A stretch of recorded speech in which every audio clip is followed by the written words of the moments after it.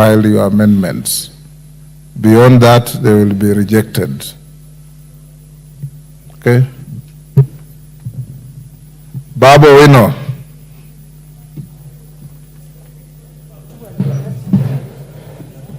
Thank you. Thank you, Mr. Speaker. Mr. Speaker, I rise to oppose the bill, the Finance Bill 2425, based on the following grounds. That number one, Mr. Speaker,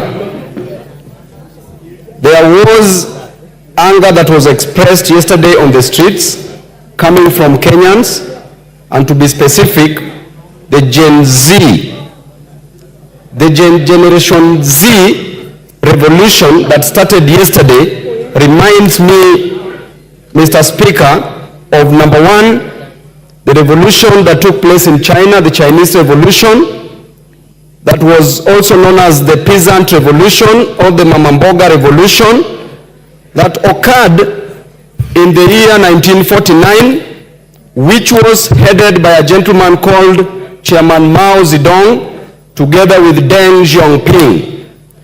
Mr. Speaker, the revolution that started yesterday also reminds me of the Russian Revolution, which was the Bolshevik Revolution that took place in 1917 under the leadership of Vladimir Lenin and Joseph Stalin. It further reminds me, Mr. Speaker, of the Bourbon Restoration in France, the French Revolution that took place in the year 1789, that was headed by Maximilien Robespierre together with Napoleon Bonaparte, the military genius. Mr. Speaker, that revolution advocated for three things. Number one, equality and fraternity. Can you just shut up as I pump knowledge? Yes, Kagombe. Baba, will you not take your seat? Yes, give Kagombe the... Thank you, Mr. Speaker. Mr. Speaker, the member for Embakasi East, what is out of order? Is beating drums of war. It is very unfortunate to use this forum, Mr. Speaker. Standing order, Kagombe. The relevance of what the member of Parliament is speaking about is not relevant to the bill that we are discussing here. What he is doing is taking an opportunity to use this floor to beat drums of war in this country. We are at a very bad moment at the moment, at this time, and we cannot allow that to happen on this floor, on the floor of this House, Mr. Speaker. Go on. Mr. Speaker, you know I don't like responding to fools. The Bible says in the book, withdraw that. There are no fools in this house. In the book of Proverbs 26, the Bible says, Mr. Speaker, that never respond to a fool because the... Order, Babu Owino. Order, Babu Owino. In this house, order members, whether a member represents fishermen from the shores of the lake or the sea, whether a member represents herdsmen, whether a member is a professor, you are all honorable members of this house. And there are no fools in this house.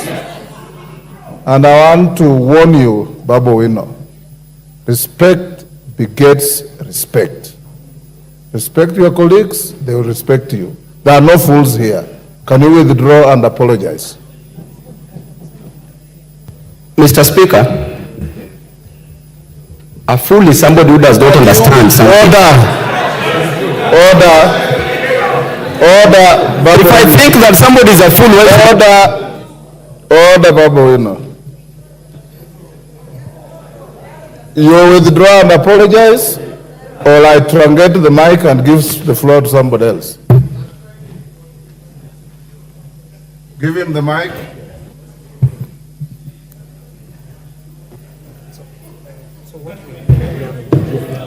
Yes, Babu.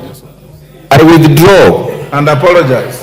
I don't apologize, Mr. Speaker. Withdraw and apologize. You can give the mic to somebody else, Mr. Speaker. Okay. And I don't withdraw. Okay, truncate the mic. Mutunga. Yes, Chonga. Give the mic to Chonga. Thank you, Speaker. Mr. Speaker, you made a statement before the House went for lunch that people should not even need to remove their cards from the sockets. Mr. Speaker, I didn't.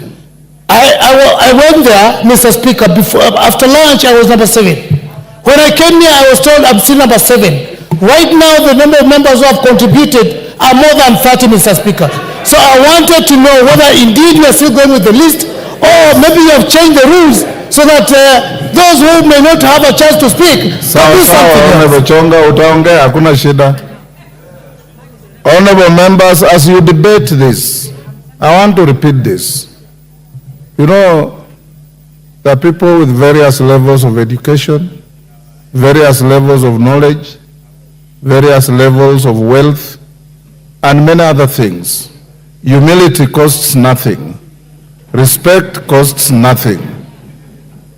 The fact that somebody has said something you don't like doesn't make him a fool. The fact that somebody has said something you don't agree with doesn't make him a fool. Enda soma kitabu kiliandikwa na Mwalimu Nyerere akifafanua tofauti ya pumbavu na mjinga na utaelewa.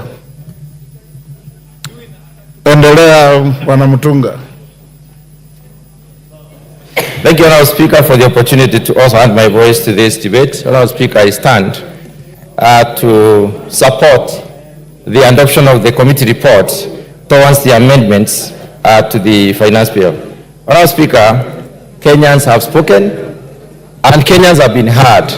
Many are times when you say that Kenyans are not heard, but this time around, Honourable Speaker, Kenyans have been heard and they have significantly changed the content and context of this bill.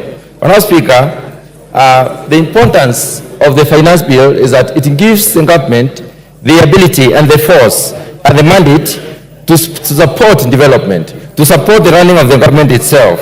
This is done by this House because we are mandated by the Constitution under Article 114 to impose or vary the different rates and taxes that different individuals